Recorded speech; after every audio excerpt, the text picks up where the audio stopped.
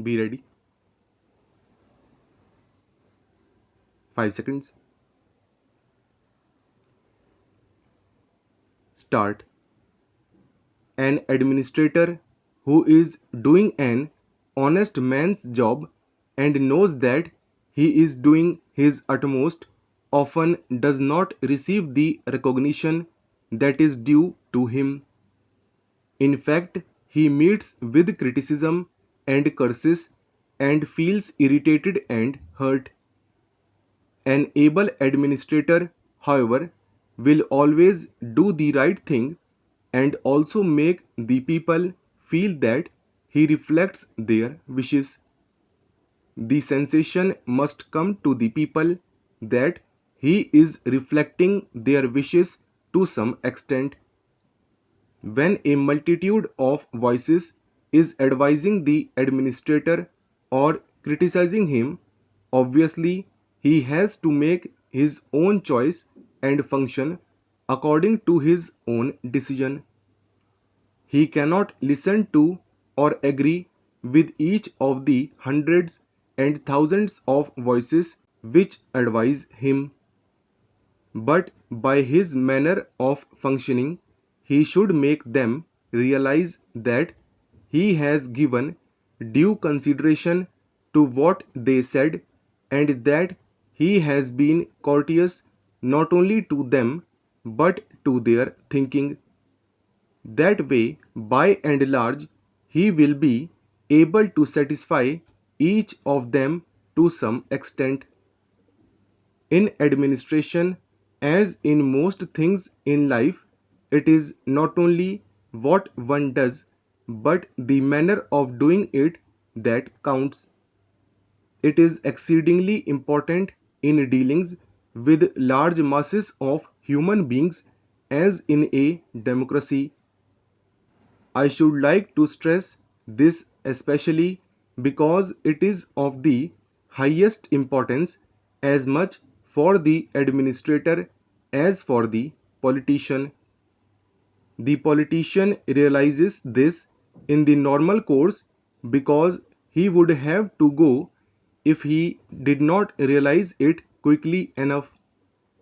The administrator, however, can continue much longer without realizing if fully, but there will be ill feeling against him and he will not be able to do his work adequately because most of it now involves the active cooperation of masses of people. The police functions of the state no longer dominate the scene. Each state wants to advance socially and economically. As a matter of fact, all public administration is bureaucracy. In a way, the growth of socialism is the growth of bureaucracy. It is very odd that the people who shout most loudly against bureaucracy are the people who want more and more of it. That is what is involved in the growth of socialistic avenues of work. The administrator's work is becoming bigger and bigger. He has not only to keep peace in his area but also to understand people. Incidentally, the report of the director mentions a research project on local self government. I think that it is of the highest importance that this institute should give consideration to the administrative problems of local self government and even more particularly to those of panchayats. There are hundreds of thousands of panchayats in this country. They form the real base of our democracy.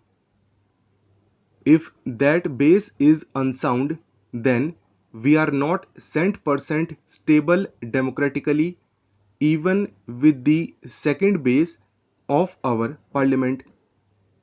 We are told that panchayats have succeeded because there are disputes, there are parties, there is corruption, and all that. It is true. I think that our experience of panchayats has been distressing. But real democracy cannot exist at the top, it can only arise from the base, and in India, this is not something alien but something natural to the soil. The fact remains that the panchayats are the primary base of our democracy and we have to improve them. We have to evolve ways and methods to combat faction and corruption in public administration.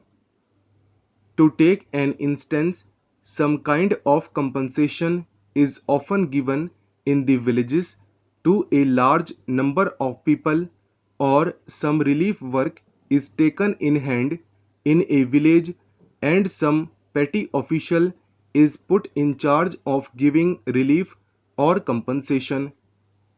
There are always and there will always be great delays in giving it.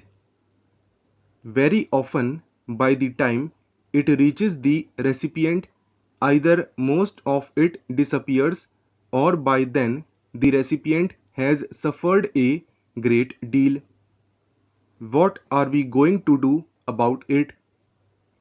Are we to wait until everybody is thoroughly honest and will not delay things?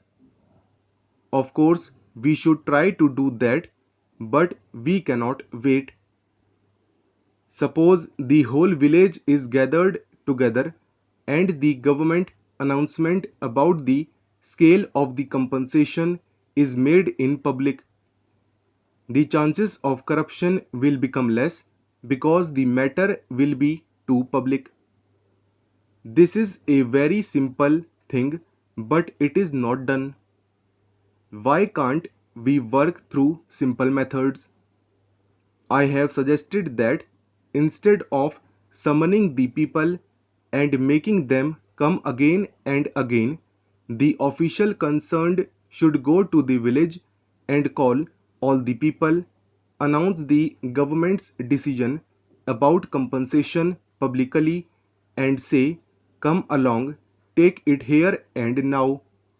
And where this is done, there will be no chances of delay.